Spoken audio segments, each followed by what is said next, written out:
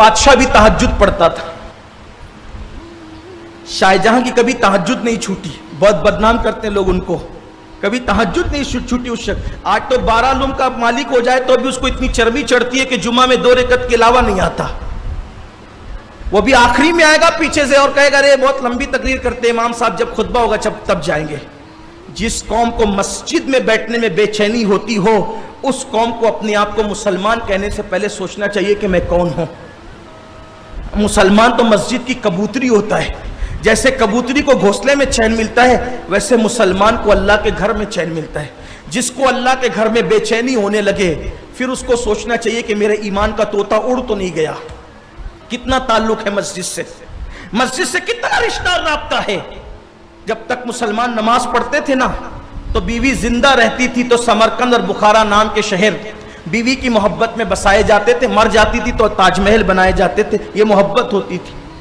آج تو میاں بیوی میں اختلاف ہو رہا ہے. وجہ آگ لگا دی اللہ نے, جل رہے ہیں گھر. باپ بیٹے میں نہیں جمتی, جل رہے ہیں گھر. 30 35 سال کی بیٹیاں ہو گئی, رشتے نہیں آتے, کروٹیں بدل رہے ہیں. ایسی بیماریاں آ گئی ہے, بستر پہ نرم گدے لیکن پلٹ رہے ہیں, کروٹیں بدل رہے ہیں, سکون کی نیند نہیں آتی, چین کی نیند نہیں آتی. یہ آگ لگی ہے گھروں میں, آگ جل رہے ہیں, آگ سے گھر جل رہے ہیں.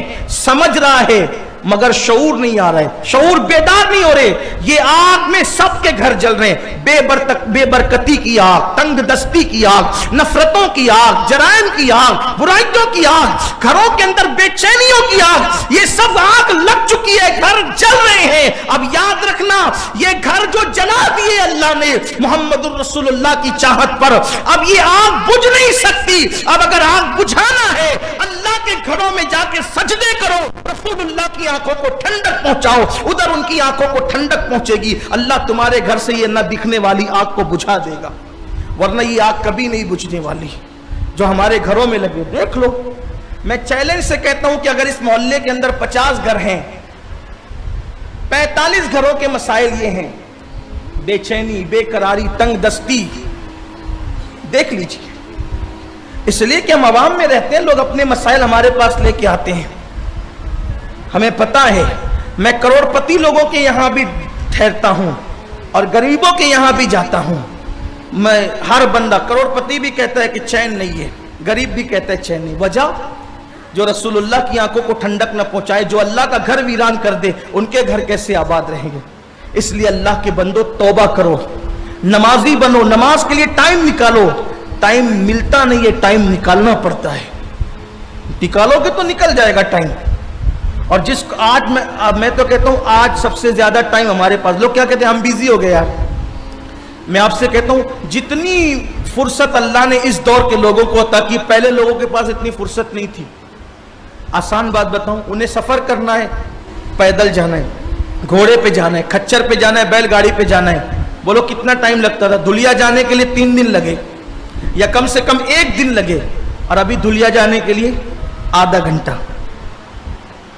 ٹھیک, پہلے لوگ حج کو جاتے تھے تو 6 مہینے جانے لگتے تھے, آج 4 گھنٹے میں آدمی جدہ پہنچتا ہے. تو ٹائم کس کے پاس زیادہ ہے؟ وہ مصروف زیادہ تھے کیونکہ ان کے پاس کام زیادہ تھے.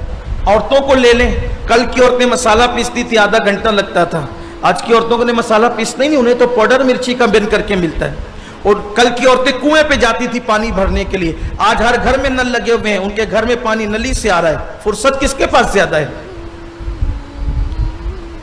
کپڑے ہاتھ سے دھلے جاتے تھے, آدھا دن عورتیں ندی پر جاتی تھی, پانی بھی میسر نہیں ہوتا تھا, آدھا دن ندی پہ کپڑے دھوئے جاتے تھے, اور جب آتی تھی تو تھک کے چور ہو جاتی تھی. آج تو نیند سے اٹھنا ہے اور ڈال دینا ہے واشنگ مشین کے اندر کپڑے, دوسرے کام میں لگ جانا ہے, ادھر وہ کام پورا نہیں ہوتا, ادھر کپڑے دھل کر کے سوکھ بھی جاتے ہیں. کپڑے سکھانے والی مشینیں بھی آ چکی. ٹائم تو تمہارے پاس زیادہ ہے, لیکن فرق اتنا ہے, وہ مصروف ہو کر بھی اللہ کی عبادت کرتے تھے, اور ہم فری ہو کر اللہ کی عبادت نہیں کرتے بلکہ گناہ میں وقت لگاتے ہیں. لیکن ایک دن موت ہے, مرنا ہے, اور سب سے زیادہ موت کے وقت سب سے زیادہ تکلیف ان کو ہوتی ہے جو نمازوں میں سستی کرتے ہیں.